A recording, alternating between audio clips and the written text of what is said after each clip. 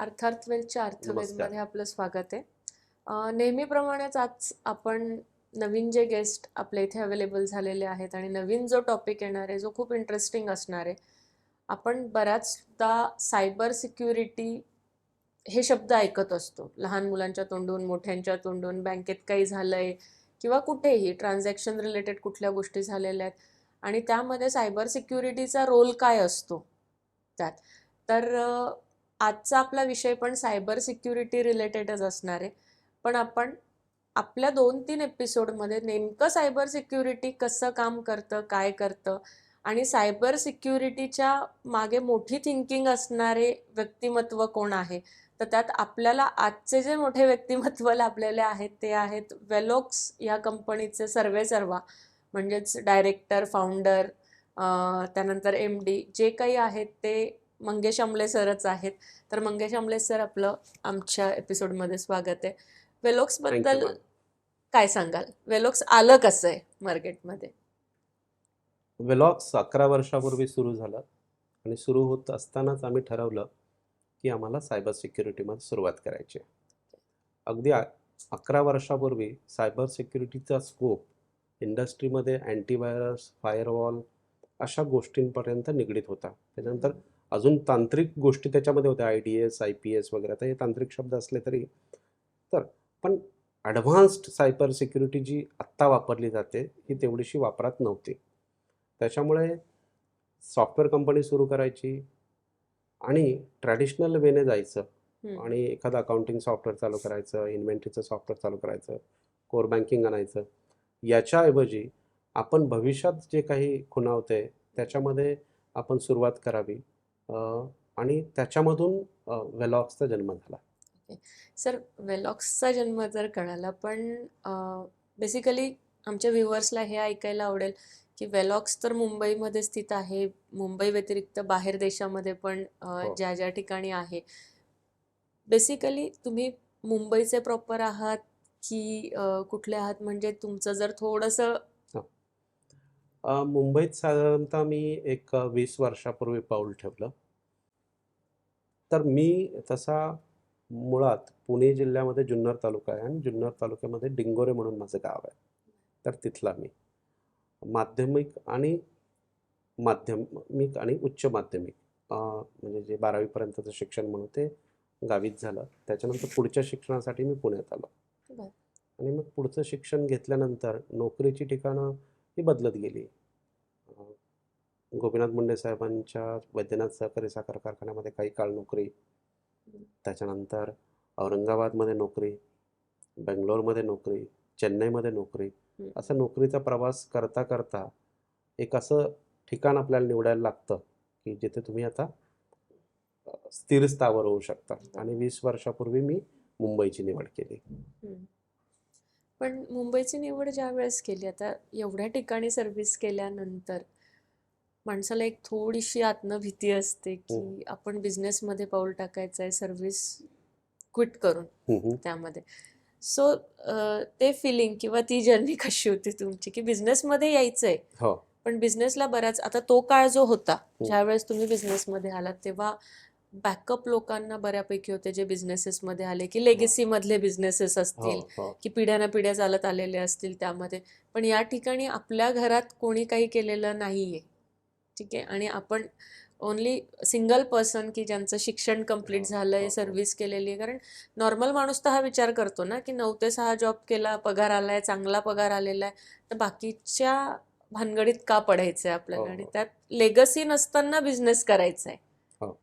So ते feeling, ते journey आणि ती थॉट प्रोसेस काय होती की खरंच बिझनेस एवढा पुढे जाणार आहे की आपण टेम्पररी थिंकिंग करतोय. आता ते बऱ्याच वेळा असं होतं की 1 वर्ष 2 वर्ष बिझनेसमध्ये आल्यानंतर माणूस म्हणतो की अरे यातनं एवढंच मिळतंय मला, मग त्याच्यापेक्षा तर मी जॉब केलेला परवडला असता आणि फॅमिलीला टाइम दिला असता. कारण आता 20 वर्षाची जर्नी जर म्हणायला गेलो आपण तिथे बिझनेस सर्व्हिस, तर टायमिंग तास दिवसातले 24च तास आहे. बरोबर. त्यात तर प्रत्येक गोष्टीचं बायफर्गेशन आणि ह्या सगळ्या गोष्टी, डिसिप्लिन, हे तुमचं कसं होतं? व्यवसाय करायचा हा निर्णय मी नोकरीची पहिली पायरी चढलो त्याच वेळेस घेतला होता. पण कौटुंबिक गरज, त्याच्यानंतर असणारे खांद्यावर असणारी जबाबदारी मी म्हणेन. त्याच्यामुळे काही काळ नोकरी करावी, कुटुंब व्यवस्थित सेटल करावं, आपल्या आर्थिक ज्या महत्त्वाच्या गरजा आहेत त्या भागवाव्यात आणि त्याच्यानंतर व्यवसायात यावा असा माझा प्रयत्न होता. मग त्या प्रयत्नांना बळ दिलं माझ्या कामाने मी म्हणेन. मी ज्या ठिकाणी नोकरी केली, मग ती साखर कारखान्यात असो, बँकेमध्ये असो, सॉफ्टवेअर कंपनीमध्ये असो, ह्या सगळ्या ठिकाणी एक कामाची सर्वोच्च पातळी मला गाठता आली. त्याच्यामुळे आपण म्हणूया की तिथे म्हणजे कंपनीजमध्ये, बँकेमध्ये असणाऱ्या संधी, होणारी प्रमोशन्स ही लवकर झाली. मग ह्या सगळ्या संधी मिळणं, प्रमोशन्स होणं म्हणजे तुमचं रेम्युनरेशन वाढतं, पगार वाढतो. मग आर्थिक सुबत्ता ही माझ्याकडे इतरांच्या तुलनेत लवकर आली. म्हणजे अगदी आपण म्हणू की तरुण वयामध्ये तो जो विचार होता तो खूप स्ट्रॉंग झाला की आता ही एक अशी वेळ आहे की इथे आपण आपला बिझनेस सुरू करावा. हे जे होतं, ही स्टेज जी होती ती मला एक म्हणतो आपण थॉट प्रोसेस काइंड ऑफ स्ट्रॉंगनेस जे देतं ना ते दिलं त्याने मला. दुसरी महत्त्वाची गोष्ट म्हणजे घरामध्ये शेतकरी वातावरण, आईवडिलांचं शिक्षण अल्प, वडील तर शिकलेलेच नाही आहेत, परंतु आई शिकलेली. त्याच्यामुळे आपल्या मुलांनी चांगलं काम करावं, त्यांनी व्यवस्थित त्यांच्या आयुष्यामध्ये सेटल व्हावं, हा अगदी साधा विचार त्यांच्या डोक्यामध्ये.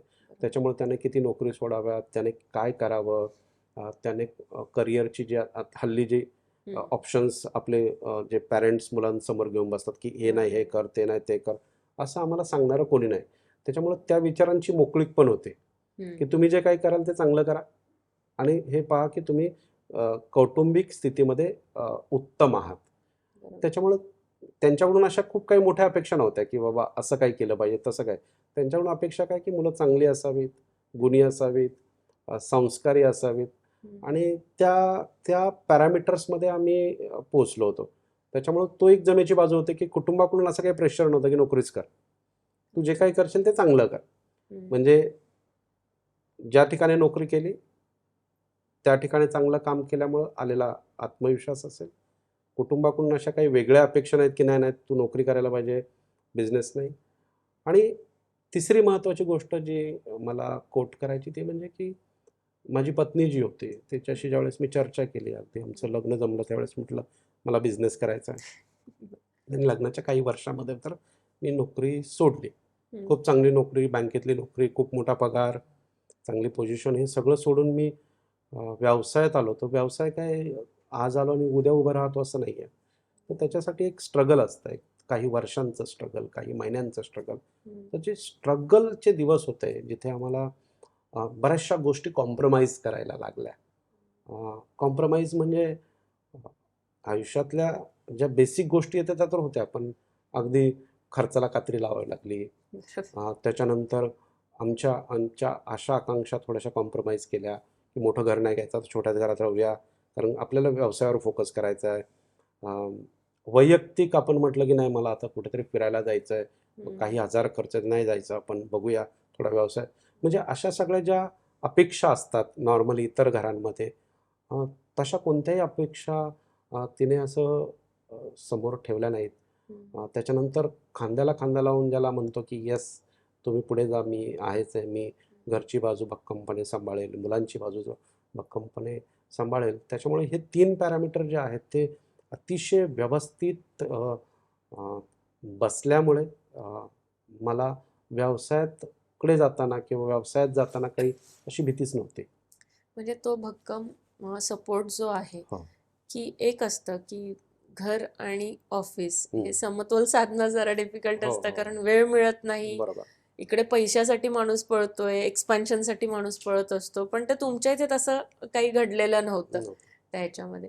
सर, पुढच्या मुद्द्यावर तर आपण असं येऊ की वेलेक्स याच्यामध्ये जे काही प्रोडक्ट्स आहेत, आपण सायबर सिक्युरिटी म्हटल्यानंतर लेमॅनचं सायबर सिक्युरिटी कसं असतं, बँकिंगचं कसं असतं, त्यानंतर आता जे नवीन सोशल मीडियावरचं जे चाललेले सिक्युरिटीचे प्रकार चाललेले आहेत त्याच्यात तर ते कसे असतात, तर आपण पहिला मुद्दा जो आहे तो बँकिंगमध्ये आपण घेऊया ह्या एपिसोडमध्ये, की बँकिंग सायबर सिक्युरिटी जर म्हटलं त्यात, तर सर्वसाधारण माणसाला फक्त एवढंच माहिती असतं की बँकेमध्ये जी सिस्टीम रन होत असते त्याच्यासाठी सिक्युरिटी सारखं जसं क्विक हिल आहे किंवा कुठलंही, की हे टाकलं म्हणजे सिक्युरिटी आहे. तर आम्हाला हे ऐकण्यात इंटरेस्ट असणार आहे, बँकिंग सायबर सिक्युरिटी म्हणजे नेमकं काय असतं? पहिले तुम्ही त्यावर जर सांगितलं थोडं तर खूप बरं होईल. बघा, सिक्युरिटी हा खूप मोठा शब्द आहे. हम्म, मग आपण म्हटलं की बँकिंग सायबर सिक्युरिटी, तर मी बँकिंगला फक्त सायबर सिक्युरिटीशी न जोडता त्याला अगदी बेसिक ज्या म्हणजे त्या कर्मचाऱ्याने काय काळजी घेतली पाहिजे तिथपर्यंत जर घेऊन गेलो आणि तिथून पुढे जर आपण सायबर सिक्युरिटी काय हा विषय जर हाताळला तर ते जास्त महत्त्व ठेवून जाईल मला वाटतं आज. अ, साधारणतः 1988-89 साली बँकेमध्ये सिस्टीम्स वापरायला लागले. सिस्टीम्स म्हणजे आपण ज्याला म्हणू संगणकीकरण, ज्याला मराठीत म्हटलं जातं. आणि त्या काळामध्ये ALPM म्हणून एक सिस्टीम होती, ज्याला ऑटोमेटेड लेजर पोस्टिंग मशीन्स म्हणायचे. हम्म, आता ते काय करायचं, की एका स्पेसिफिक यंत्रावर, एका कॉम्प्युटरवर सेव्हिंग किंवा करंट किंवा इतर डिपॉझिट किंवा लोनची जी काही प्रॉडक्ट्स आहेत, त्याचे जे काही ट्रान्झॅक्शन्स व्हायचे ते पंच व्हायचे. पंच व्हायचं आणि त्या ट्रान्झॅक्शनचं अकाउंटिंग व्हायचं. हम्म, ते अकाउंटिंग आणि मग त्याच्या त्या प्रिंट्स घेऊन तुम्ही काय करायचं, मॅन्युअली ते जुळवणी करायचे. हम्म, मग त्याच्यातून डेबुक जनरेट व्हायचं. जे जुने बँकर असतील हम्म, त्यांना हे सगळं माहिती आहे. म्हणजे आत्ताचे अगदी 20 वर्ष जुने जरी आपण बँकेतले कर्मचारी जर निवडले, तर त्यांना ही सिस्टीम तितकीशी माहीत नसावी किंवा ऐकली असेल किंवा ऐकली देखील नसेल. आणि मग ते डेबुक जनरेट व्हायचं. हम्म, ती जुळवणी केली की डेबुक जनरेट व्हायचं. ट्रायल बॅलन्स बनायचा, प्रॉफिट अँड लॉस बनायचं आणि मग तिथून ती सिस्टीम. त्याच्यामध्ये अनेक प्रॉब्लेम्स निर्माण व्हायला लागले. आपण फ्रॉड्सकडे आता जातच नाही आहेत. प्रॉब्लेम्स प्रॉब्लेम्स निर्माण व्हायला लागले. मग काय ते प्रॉब्लेम्स होते? तर डेटाबेसमध्ये वेगवेगळ्या डबल एंट्री जनरेट व्हायच्या. त्या कशामुळे व्हायच्या? त्या युजरला माहिती नसल्यामुळे. त्या प्रोग्राममध्ये काही त्रुटी असल्यामुळे. मग त्या त्रुट त्रुटींमुळे काय करायचं, डबल एंट्रीज, म्हणजे एक उदाहरण देतो डबल एंट्रीचं. तर डबल एंट्री चेक कर, त्या रिकन्साईल कर.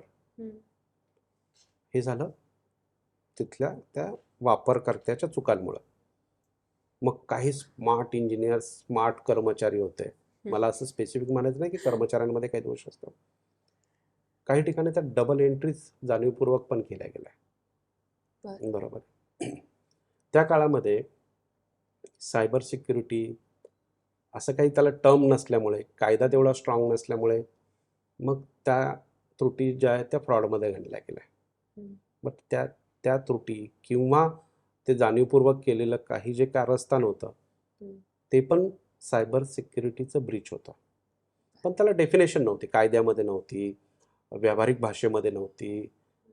मग त्या त्रुटी, ते मग टोटल ब्रांच ऑटोमेशन, त्याच्यामध्ये होणाऱ्या त्रुटी, त्याच्यामध्ये जाणीवपूर्वक केलेले बदल, हेही सायबर फ्रॉड्सच होते. ते कर्मचाऱ्यांनी केलेलं असो, कंपनीच्या काही कर्मचाऱ्यांनी केलेलं असो, अशा वेगवेगळ्या प्रकारचे फ्रॉड्स होतात. आणि त्याच्यामुळे मग बँकांच्या trial balance, balance sheet out जायचे. त्याच्यानंतर त्याच्या व्यवहारामध्ये काही अडचणी निर्माण व्हायच्या, प्रॉब्लेम्स निर्माण व्हायचे. त्याला एक फ्रेमवर्क नव्हतं की त्याला सायबर फ्रॉड म्हणतात का, सायबर सिक्युरिटी ब्रीच झाली का. साधारणतः हे जे चाललं ते साधारणतः 1998-99 पर्यंतच चाललं. त्याच्यानंतर टोटल ब्रांच ऑटोमेशन आलं, एनी ब्रांच बँकिंग आलं. हे सगळं चालत असताना काही ठिकाणी काय होतं की एखाद्या ग्राहकाने त्याचा चेक सबमिट केला की तो चेक घ्यायचा आणि त्याच्या अकाउंटला मारायचा, म्हणजे पोस्ट करायचा. अकाउंटला मारणे हा शब्द बँकांमध्ये चालतो, अकाउंटला मार. तर तो पोस्ट केला की तो डायरेक्ट पेमेंटसाठी जायचा. मग त्याच्यामध्ये पण वापरकर्ते जे कर्मचारी होते त्यांना वाटलं की अरे हे तर जरा काही चुकीचं होतं. मग मेकर चेकर आलं. म्हणजे तुम्ही जर चेक मारला आणि मी तुमचा ऑफिसर आहे तर मी तो ऑथोराईज केला पाहिजे. मेकर चेकर आलं. मग मेकर चेकर आल्यानंतर देखील फ्रॉड व्हायला लागले. आता इकडे इकडे येऊया आपण, की तुम्ही आज सुट्टीवर आहात. हम्म. मग बँकेतले कर्मचारी काय करायचे, की त्या शाखेमध्ये आता कोणी आपल्याकडे दुसरा कर्मचारी नाही. मग तुमचा युजर आय डी आणि पासवर्ड मीच घेऊन ठेवायचा. बरं. तुमच्या युजर आय डी आणि पासवर्डने मी ट्रान्झॅक्शन पोस्ट करायचं आणि माझ्या युजर आय डीने पासवर्डने मी ते ऑथोराईज करायचं. हम्म. इकडे पण फ्रॉड झाले. लोक अजून सजग झाले की नाही नाही आता हे, आता आपण जर आपला पासवर्ड जर शेअर करतोय कोणाशी, आजही करत असतील कर्मचारी मला वाटतं, हो असं करत नसतील तर चांगली गोष्ट आहे. नाही, पण पण करत माझ्या असतील, माहितीमध्ये, मी करत बँकिंग असतील. तंत्रज्ञानामध्ये काम करतो, तर अनेक ठिकाणी असे पासवर्ड शेअर केले जातात. पासवर्ड शेअर करणं म्हणजे कायदा म्हणतो तुम्ही तुमची सिग्नेचर कशी करायची हे दुसऱ्याला शिकवणं आहे. हम्म. बरोबर इथून सायबर सिक्युरिटी चालू होतं. चालू होतं. मग आपण मेकर चेकर आणलं, पण त्याचा इफेक्टिव्ह उपयोग नाही केला. हम्म. मग कोणीतरी काय करायचं, तुमचाच युजर आय डी आणि पासवर्ड घ्यायचा आणि त्याच्यानेच तुमचे ट्रान्झॅक्शन्स करायचे. अनेक फ्रॉड्स याच्या संदर्भात पण झालेत. अनेक एजन्सीज ज्या आहेत त्यांनी याचं अनालिसिस केलेलं आहे. हम्म. आता हे झालं युजर स्पेसिफिक. आता जे सायबर सुरक्षितता आहे, ती सायबर सुरक्षितता फक्त ट्रान्झॅक्शनशी रिलेटेड नाही आहे, तर तुमच्या सिस्टीमशी पण रिलेटेड आहे. एक आपण पाहिलं की तांत्रिक कारणाने होणारे फ्रॉड हे सायबर फ्रॉड म्हटले जातात. म्हणजे तुमची सायबर सुरक्षितता कुठेतरी कॉम्प्रोमाइज झाली. एक दुसरे फ्रॉड जे आहेत ते प्रोग्रामॅटिक फ्रॉड्स आहेत. म्हणजे ट्रान्झॅक्शन असं काही ट्रॅव्हल करू द्यायचं सिस्टीममध्ये की ते न कळत एखाद्याच्या दुसऱ्याच्या अकाउंटला जाऊन हिट होईल आणि पर्पज सॉल्व्ह होईल. म्हणजे ते ट्रान्झॅक्शन पण असं सिस्टमॅटिक तुम्ही ट्रॅव्हल करायचं, ज्याच्यामुळे पण फ्रॉड्स होतात. हे झालं काही फायद्यासाठी केले गेलेले फ्रॉड. काही फायदा की मला याच्यातून काहीतरी उत्पन्न मिळेल. आता दुसरा जो फायदा आहे तो फायदाही नाही आणि तोटाही नाही. विक्षिप्त मानसिकतेतून तयार झालेलं सायबर सिक्युरिटी ब्रीच म्हणता येईल. काही लोक काय करतात, हॅकर्स काय करतात, मला ह्या कंपनी किंवा बँकेकडून कोणत्याही स्वरूपाचा फायदा नाही पाहिजे, हम्म. परंतु मला असा एक डिस्ट्रक्टिव्ह प्रोग्राम लिहायचा आहे ज्याच्यामुळे त्यांची सिस्टीम्स बंद पडते. बरोबर. बरोबर आहे. मग ते मालवेअर काय, ते काय करतात की असं हिडन एखादं डिस्ट्रक्टिव्ह प्रोग्राम, तो व्हायरसच्या स्वरूपात असेल, मालवेअरच्या स्वरूपात असेल, तो त्या सिस्टीममध्ये इन्सर्ट होतो आणि युजरच्या नकळत त्या सिस्टीमच्या कोर इलेमेंटपर्यंत जातो आणि ती सिस्टीम डाऊन करतो. हम्म. मग आता हे कसं रोखायचं ते महत्त्वाचं आहे. मग सुरुवात होते तुमच्या सिस्टीमवर अँटीव्हायरस आहे का, हम्म. ॲप्लिकेशन व्हाईट लिस्टिंग नावाचं सोल्युशन आहे का, हार्ड डिस्क एन्क्रिप्शन आहे का, डेटा लीक प्रिव्हेन्शन आहे का, त्याचं ॲसेट मॅनेजमेंट होतं आहे का, त्या सिस्टीमचे सगळे पोर्ट्स ब्लॉक आहेत का, त्याची फायरवॉल इनेबल आहे का. मग हे एवढे 6-7 गोष्टी आपण टाकल्यानंतर तुमची सिस्टीम सेफगार्ड होणार आहे. बरोबर आहे. हम्म. आता पुढचं जे आहे हे सगळं करायचं आहे, परंतु बँकेकडे एक इफेक्टिव्ह आय टी टीम आहे का. बरोबर. त्या आता रिझर्व्ह बँक ऑफ इंडियाने सांगितलं की तुमच्याकडे सीसो असला पाहिजे. हम्म. छोट्या बँका असतील तर व्हर्च्युअल सीसोज असले पाहिजेत. म्हणजे तुम्हाला हे सगळं करायचं आहे, परंतु ते अप टू डेट आहे का. बँकेने ते सगळं टाकलं, DLP टाकलं, EDR टाकलं, अँटीव्हायरस टाकलं, हे सगळं सगळं केलं तिथे, परंतु तुमच्याकडे मनुष्यबळ आहे का. म्हणजे बरोबर. ते तांत्रिक मनुष्यबळ त्याला मॉनिटर करेल, मॅनेज करेल, वेळोवेळी बाहेरच्या जगामध्ये आलेले जे काही सायबर थ्रेट्स आहेत हम्म. ते येऊ नये म्हणून त्याच्या उपाययोजना करेल. म्हणजे फक्त घ्यायचं, पण चालवायला चांगले स्किल कर्मचारी नसतील, मनुष्यबळ नसेल, तरीही तुमच्या सिस्टीमला धोका निर्माण होऊ शकतो. पण सर आता हे मनुष्यबळ जे आपण म्हणतो, आता सिस्टीम्स इतक्या स्ट्रॉंग आलेल्या आहेत आत्ताच्या आणि लोकांना ह्या टेक्निक्स सगळ्या माहिती आहेत. बरं. पण तरी सुद्धा याच्यावर जाऊन आपले लोक ह्या गोष्टी, ते ब्रिज सगळे काय म्हणतो कोलॅप्स करत असतात, तोडत असतात त्या ठिकाणी. आणि जिथे आपण सायबर सिक्युरिटी, ज्याच्यासाठी तुमची कंपनी प्रसिद्ध आहे, हो. तर बेसिकली सायबर सिक्युरिटी म्हटल्यानंतर तुमचा रोल त्यात कसा येतो. आता वेलॉक्स काय करत आहे बँकिंगला सायबर सिक्युरिटी देताना, ते मी जस्ट एक तुम्हाला सांगतो. वेलॉक्स माझी कंपनी जी आहे ती end to end cyber security देते बँकिंगसाठी. End to end cyber security म्हणजे काय? बँकेमध्ये काय काय असतं? बँकेमध्ये कम्प्युटर्स असतो, ज्याला आपण डेस्कटॉप म्हणतो, लॅपटॉप्स असतात, मोबाईल डिव्हायसेस असतात, हँडहेल्ड डिव्हायसेस असतात, ATMs असतात, किऑस्क असतं, नेटवर्क असतं, डेटा सेंटर असतं, क्लाउड असतं, डेटाबेस असतो, ॲप्लिकेशन असतं. ह्या सगळ्या ज्या गोष्टी आहेत त्यांच्यासाठी वेलॉक्सने वेगवेगळी सॉफ्टवेअर्स बनवलेली आहेत आणि बँकांमध्ये डिलिव्हर देखील केली आहेत. तर मग बँकांमध्ये डिलिव्हर केली आहेत तर किती बँका आम्ही सेफगार्ड करतो? तो आकडा खूप मोठा आहे. देशातल्या जवळपास 108 बँका आम्ही दररोज सायबर सुरक्षित करतो आहे. त्याचबरोबर काही देशाबाहेरच्या बँका पण आहेत, ज्याला आपण श्रीलंकेमधल्या बँका म्हणूया. त्याच्यानंतर US मधल्या बँका असतील, नेपाळमधल्या काही बँका असतील, अशा बँकांना देखील आम्ही सायबर सुरक्षित करतो. काही बँका ह्या आमच्याकडे एंड टू एंड सायबर सिक्युरिटीसाठी आहेत, म्हणजे अगदी डेस्कटॉप ते डेटा सेंटरपर्यंत. काही बँकांना आम्ही ATM सिक्युरिटी दिलेली आहे, ATMची टर्मिनल सिक्युरिटी आपण त्याला म्हणूया. काहींना आम्ही एंड पॉईंट सिक्युरिटी दिली आहे, म्हणजे शाखांमधले सगळे कम्प्युटर जे आहेत ते सेफगार्ड करणं. काही ठिकाणी आम्ही डेटा सेंटर सिक्युरिटी दिलेली आहे.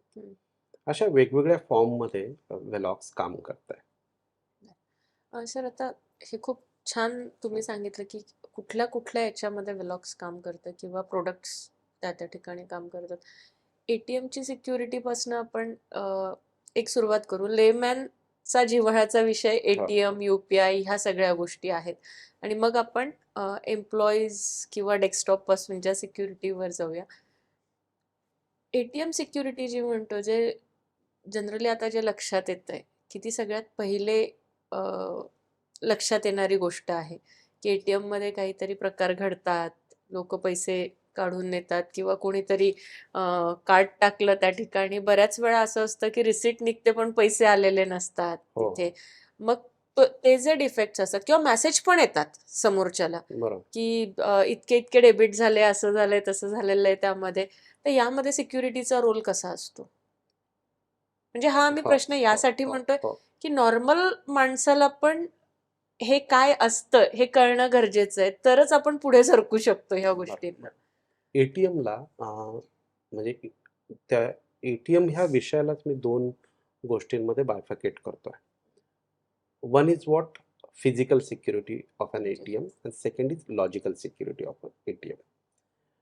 मग फिजिकल सिक्युरिटीमध्ये काय की सुरक्षा रक्षक तिथे उभा करणं म्हणजे फिजिकल सिक्युरिटी नाही. फिजिकल सिक्युरिटी म्हणजे आता सगळ्या ATMsमध्ये कॅमेरेज लागलेले आहेत, त्याचं रेकॉर्डिंग होतं.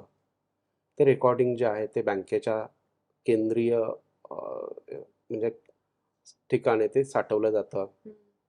त्याच्यानंतर ऑथोराइज्ड युजर ज्यांच्याकडे ATM कार्ड आहेत तेच येतात ट्रान्झॅक्शन करतात. ही भावना एक रुजल्यामुळे आणि जरा एक परदेशी कल्चर आहे की तिथे सिक्युरिटी गार्ड नसतो, म्हणून पण आता मग आपण काय म्हणतो की गरज नाही आम्हाला फिजिकल सिक्युरिटी गार्डची. मग आपण ते सिक्युरिटी गार्ड्स काढून घेतलेत, परंतु फ्रॉड्स तर होत आहेतच.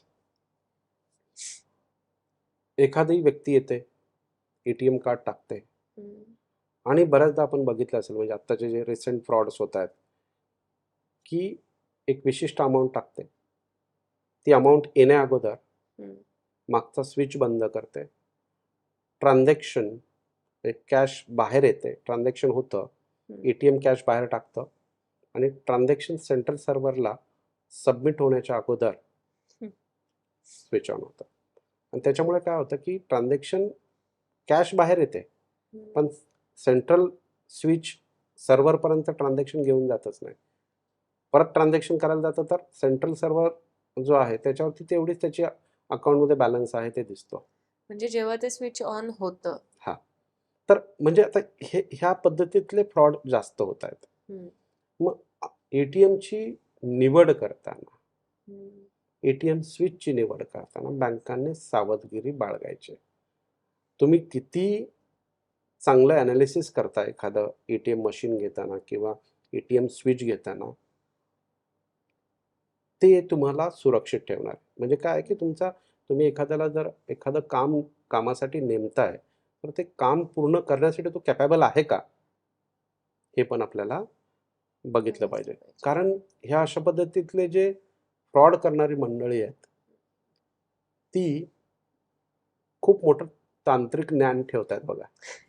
जे बँकेच्या आणि ते ATM बनवणाऱ्या कंपनीच्या ध्यानात नाही आलं, ते ज्ञान त्यांच्याकडे आहे.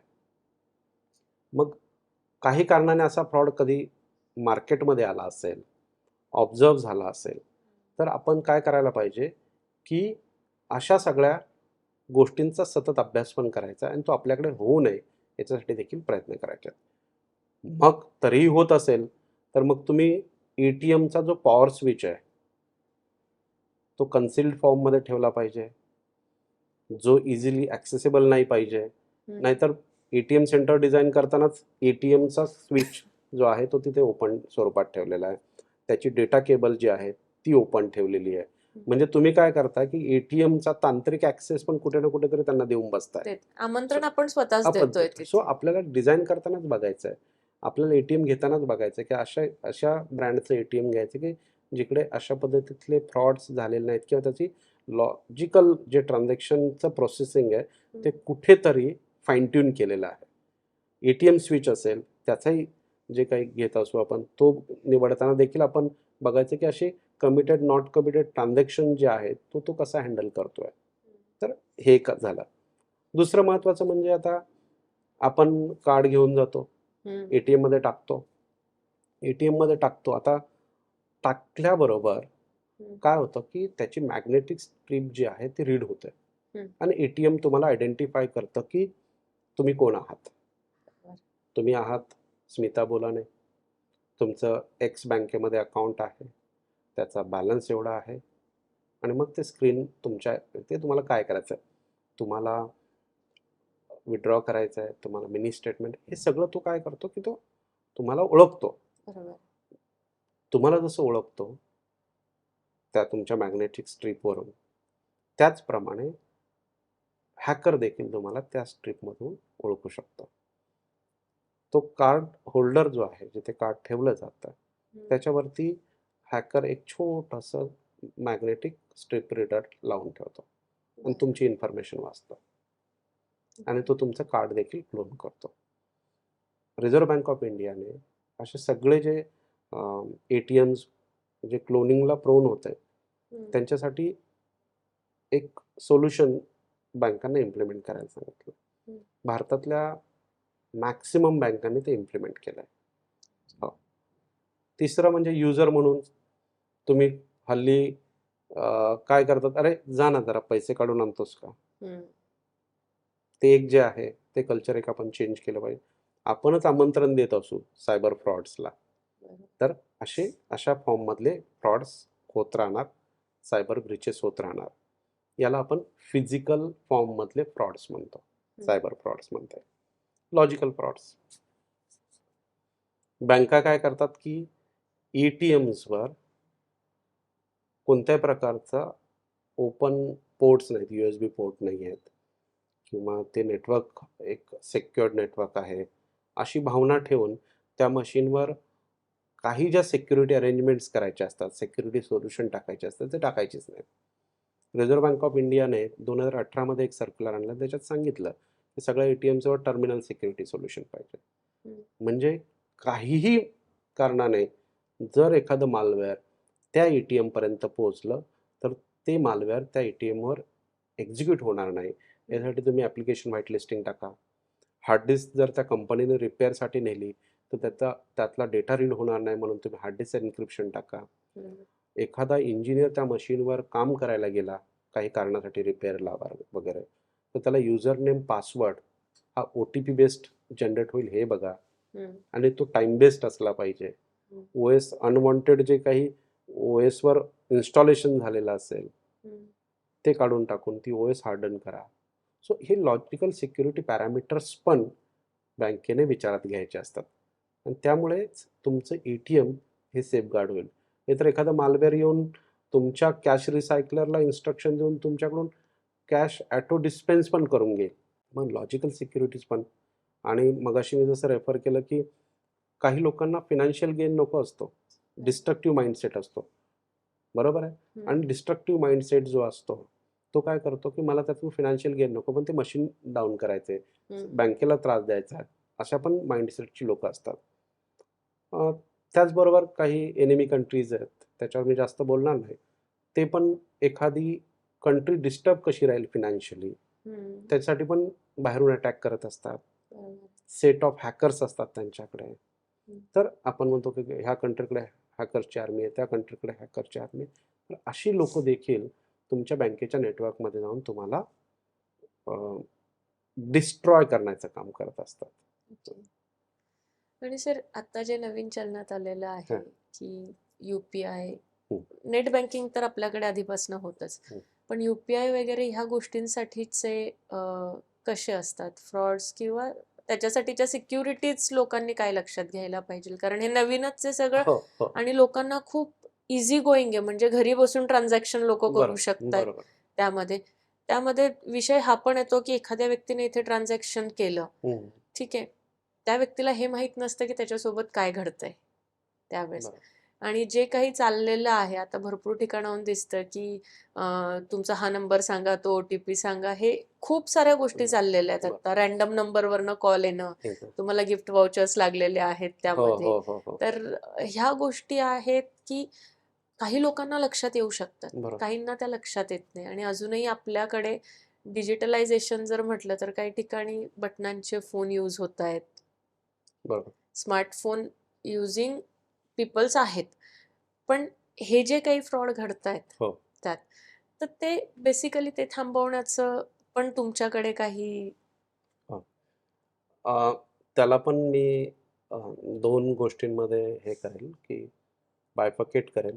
एक आहे की पेमेंट गेटवे हे येत राहणार आहेत बघा. कधीतरी आपण एनी ब्रांच बँकिंग स्वीकारलं, त्याच्यानंतर आपण कोर बँकिंग स्वीकारलं, त्याच्यानंतर आपण नेट बँकिंग स्वीकारलं, त्याचबरोबर ATM नेटवर्क्समध्ये आपण आपल्याला सगळ्यांना म्हणजे इन्व्हॉल्व करून घेतलं, त्याच्यानंतर ATM कार्ड्स. आणि प्रत्येक नवीन असा पेमेंट गेटवे आल्यानंतर अशी जी डिस्ट्रॉयड माइंडसेटची लोक आहेत, ज्याला डिस्ट्रक्टिव्ह माइंडसेट म्हणूया आपण, ती लोक काय करतात की त्याच्यावर काही ना काहीतरी फ्रॉड करण्याची टेक्निक घेऊन येतात. आणि बँका असतील, रिझर्व्ह बँक असेल, गव्हर्नमेंटच्या एजन्सीज असतील, हे वेळोवेळी त्या युजरला, त्या कस्टमरला, त्या ग्राहकाला एज्युकेट करत असतात. आपण UPI घेतो, पण UPI कसं वापरायचं हे समजून घेतो. UPI वापरतानाचे धोके पण बँका आपल्याला सांगत असतात, लिहून देत असतात, पॅम्पलेटच्या स्वरूपात सांगत असतात.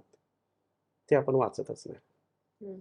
बरेचसे मला वाटतं साधारणतः 60 ते 70% फ्रॉड्स हे युजरच्या अनअवेअरनेसमुळे होतात.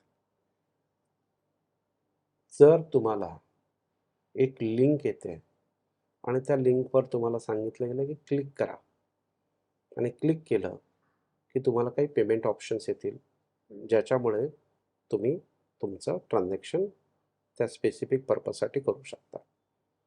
मग आपण काय करतो, त्या लिंकवर क्लिक करतो. ती लिंक असते फिशिंग स्वरूपातली. तिथे जातो, तुमचा युजरनेम पासवर्ड टाकतो, त्याच्यानंतर एंटर करतो आणि ते सांगतं की तुम्ही इनव्हॅलिड युजर आहात. पण त्याच्या मागे बसलेला एखादा जो हॅकर आहे, त्याला ते तुमचा युजर ID आणि पासवर्ड माहीत होतं. तो इमिडिएटली तुमच्या जेन्युइन लिंकला जातो, ते टाकतो, एंटर करतो आणि काहीतरी एक ट्रान्झॅक्शन इनिशिएट करतो. इनिशिएट केल्यानंतर त्या व्यक्तीने तुमच्या त्या लिंकवर क्लिक करताना एक मालवेअर पण टाकून दिलेलं असतं तुमच्या मोबाईलमध्ये. ते मालवेअर काय करतं की जसं तुम्हाला SMS येतो ट्रान्झॅक्शनचा की हा ट्रान्झॅक्शन इनिशिएट झालं, त्याचा OTP हा आहे. ते मालवेअर ते पण रीड करतं. इंटरनेटवर ते कनेक्ट असतं, त्याच्यामुळे तो OTP देखील त्या हॅकरकडे पोहोचतो. ट्रान्झॅक्शन होतं. म्हणजे ज्या लिंक्स तुम्हाला माहीतच नाहीत, ज्या पर्पजसाठी तुम्हाला काही काम करायचंच नाही, तिथे जाऊन तुम्ही अननेसेसरी काही डिटेल्स टाकता आणि ते इतकं अट्रॅक्टिव्ह असतं, की तुमच्याकडून येईल, की तुम्हाला XYZ बँकेमध्ये तुमचं अकाउंट आहे आणि ते XYZ बँक म्हणतं की असं-असं. दुसरं महत्त्वाचं म्हणजे लिंक पाठवतील, कॉल करतील, तुम्हाला सांगतील आणि तुम्हाला फसवतील. म्हणजे यू-पी-आय बघा एक आहे, की एक माध्यम आहे तुमचं ट्रान्झॅक्शन करण्याचं, बरोबर आहे. परंतु ते ट्रान्झॅक्शन करत असताना ते ट्रान्झॅक्शन कसं केलं गेलं पाहिजे याची काही नियमावली आहे. ती आपण अभ्यासली पाहिजे आणि त्याचप्रमाणे एक्झिक्यूट केलं पाहिजे. म्हणजे जर तुमच्या पर्समध्ये एक ₹10,000 आहेत आणि ती पर्स प्रत्येक ठिकाणी तुम्ही ठेवताय आणि ते पैसे असे ओपन दाखवताय त्यांना, तर कोणीतरी ते पिक करणारच. ॲज लाईक दॅट यू-पी-आय हे एक माध्यम आहे, जे तुम्हाला ट्रान्झॅक्शन प्रोसेसिंग करण्यासाठी परमिट करतं. That is one. हे सगळं करूनही जरी तुमच्याकडून अजाणतेपणी काही चूक होत असेल, तर यू-पी-आयचं ट्रान्झॅक्शन किती अमाउंटचं झालं पाहिजे, याची तुम्ही एक सेटिंग असते. ती सेटिंग तुम्ही इनेबल केली पाहिजे. तुमचे एस-एम-एसेस तुम्ही बघितले पाहिजेत. तुमचं अकाउंट स्टेटमेंट तुम्ही हे केलं पाहिजे. या उपरही काही फ्रॉड झाला, तर तो फ्रॉड किती दिवसामध्ये त्या बँकेने रिझॉल्व्ह करायचा आहे, याची रिझर्व्ह बँकेने काही नियमावली दिलेली आहे. तो सेटल करायचा आहे, त्याची नियमावली म्हणजे तुमचा फायनान्शियल लॉस होत नाही. हे सगळं वेळोवेळी कळवलेलं असून देखील आपण ते फॉलो करत नाही. म्हणजे पहिलं काय, की पहिली गोष्ट आहे, की युजरचा awareness towards the UPI system. Second is whatever bank is issuing to you in the form of knowledge base that you have to regularly read. तो नेहमी वापरला गेला पाहिजे आणि त्याप्रमाणे तुम्ही काम केलं पाहिजे. म्हणजे युजरचा अवेअरनेस, नॉलेज बेस आणि त्या उपर जर असा फ्रॉड कमिट झाला काही कारणाने, तर तुम्हाला कुठे पोहोचायचं हे तुम्हाला माहीत असलं पाहिजे. ग्रेट. सर खूप सुंदर आपलं सेशन चाललेलं आहे यामध्ये. ज्या ठिकाणी आपण फ्रॉड आणि ह्या सगळ्या गोष्टींचा विचार करतो, मी पुन्हा त्याच प्रश्नावर येणार, की हे सगळे आपण फ्रॉड्स बघितले, हे कुठल्या प्रकारचे असतात ते बघितलेले आहेत. हं. ज्यावेळेस ह्या तांत्रिक अडचणी तुमच्यापर्यंत येतात ॲज अ सायबर सिक्युरिटी म्हणून, तर त्यात तुम्ही कसा सोडवण्याचा प्रयत्न करतायत त्यामध्ये? म्हणजे आता प्रत्येकाला ही गरज आहेच, हो. बँकांना आता असेल. वेलॉक्स काय करतं बघा, एक तर आहे पहिली गोष्ट तर फिजिकल फॉर्ममध्ये फ्रॉड जे आहेत, जिथे युजरने स्वतःहून मिस्टेक्स केल्यात, बरोबर. ते तर जगातली कोणतीही सिस्टीम रोखू शकणार नाही. हम्म, फक्त एकच सिस्टीम ते रोखू शकतं, ते म्हणजे त्या ग्राहकाचं किंवा त्या युजरचं नॉलेज. हम्म, म्हणजे तुम्हाला एखादी गाडी चालवायची आहे, तर ती कशी चालवायची याचं जोपर्यंत ज्ञान येणार नाही, बरोबर. तोपर्यंत ती तुम्ही चालवू नये. अन्यथा ॲक्सिडेंट होण्याचे चान्सेस हे जास्त असतात. मग तुम्हाला जर यू-पी-आय आहे, ए-टी-एम आहे, नेट बँकिंग आहे, अशा वेगवेगळ्या गाड्या बँकेने चालवायला दिल्यात आणि तुम्ही त्याचं सखोल ज्ञानच घेतलं नाही, कशी चालवायची, कुठे थांबवायची, कसा ॲक्सिडेंट होणार नाही, हे आपण अभ्यासायचं. तर ते फ्रॉड होत जाणार. ते वेलॉक्स काय जगातली कोणतीही कंपनी ते सॉल्व्ह करू शकणार नाही. बरोबर. परंतु आम्ही काय करतो, आम्ही लॉजिकल सिक्युरिटी सॉफ्टवेअर देतो. म्हणजे एखादा हॅकर तुमच्या नेटवर्कमध्ये शिरतोय, तो तुमच्या सर्व्हरवर जातोय, तिथली माहिती वाचतोय, त्याच्यावर तो काही ॲक्शन घेतोय, रिॲक्शन देतोय in the form of destructive infrastructure आणि त्याच्यानंतर तो तुमचा पेमेंट गेटवेजच्या लिंक्स चेंज करतोय, तुमचं ट्रान्झॅक्शन ट्रॅव्हल करण्याचे जे वे आहे तो चेंज करतोय. तर त्या येणाऱ्या हॅकरला आम्ही थांबवतो. म्हणजे अगदी साध्या सोप्या शब्दामध्ये आम्ही तुमची सिस्टीम हॅक होण्यापासून थांबवतो. म्हणजे जी लॉजिकल वेने हॅक होणार होते. तर हे काम आम्ही करतो. मग हे काम करत असताना तुमचं एंड पॉइंट ज्याला आपण कम्प्युटर म्हणतो, डेस्कटॉप म्हणतो, त्याच्यावरचं हॅकिंग थांबवतो. तुमच्या नेटवर्कमधलं हॅकिंग थांबवतो. तुमच्या सर्व्हरवरचं हॅकिंग थांबवतो.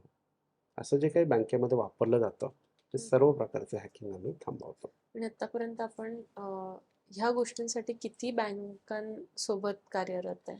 मी मगाशी म्हटलो, आमच्याकडे आत्ता 108 देशांतर्गत बँका आहेत हम्म. आणि परदेशी बँका देखील आहेत. मग त्या देशांतर्गत बँकांमध्ये प्रायव्हेट सेक्टर मोठ्या बँका आहेत. सरकारी बँका ज्याला आपण नॅशनलाइज बँका म्हणू त्या आहेत. त्याच्यानंतर स्मॉल फिनान्स बँक्स देखील आमचा कस्टमर आहे. त्या उपर आपण जर म्हणालो तर आमच्याकडे स्टेट कोऑपरेटिव्ह, डिस्ट्रिक्ट आणि काही अर्बन बँका देखील आहेत. बट मेजॉरिटी ऑफ आमचं जे सायबर सिक्युरिटी गेलं आहे ते व्यापारी बँकांना गेलं, ज्याला आपण शेड्यूल कमर्शियल बँका म्हणतो. ओके. म्हणजे नॅशनलाइज आणि प्रायव्हेट सेक्टर बँकांमध्ये आम्ही मोठ्या प्रमाणात काम करतो. त्याचबरोबर आता ह्या बँकांव्यतिरिक्त काही ATM मॅन्युफॅक्चरर्स आहेत, ते आमचं सॉफ्टवेअर घेतात. काही ATM सेटअप करण्यासाठी लायसन्स दिलेल्या कंपनीज आहेत. आता म्हणजे काही ठिकाणी भाडेतत्वावर किंवा फक्त ATM बिझनेस करणाऱ्या कंपनीज पण भारतामध्ये आहेत रिझर्व्ह बँकेच्या नियमावलीनुसार.